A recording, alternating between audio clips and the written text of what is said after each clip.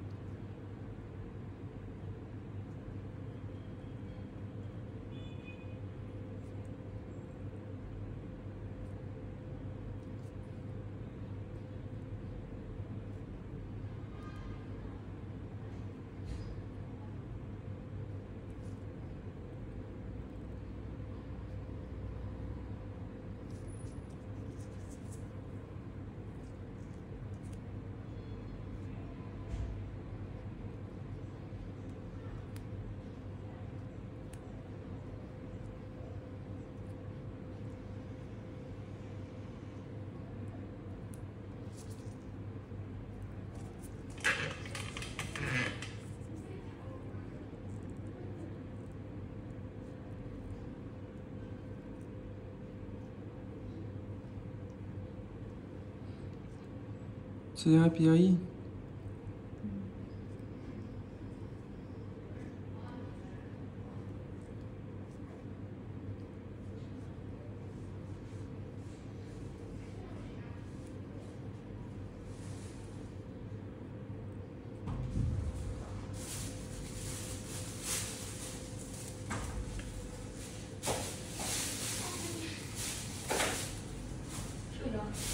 Hello， 来客人了。修脚还是？修脚。坐吧，坐那里。啊。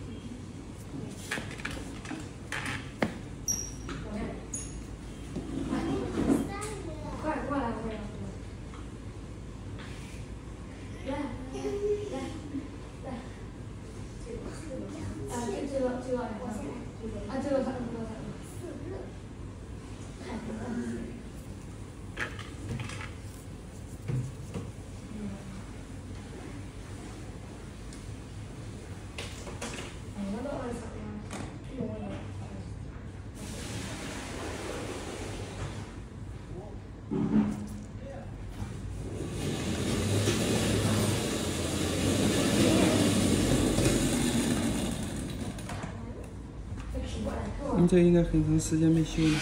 对，你看这个家具，像几月份？5月份还是4月底的时候去的。有3个多月了。因为我之前是因为我是在南京上学，那边的洗脚店太多了，我没有找到任何一家适合我的。嗯。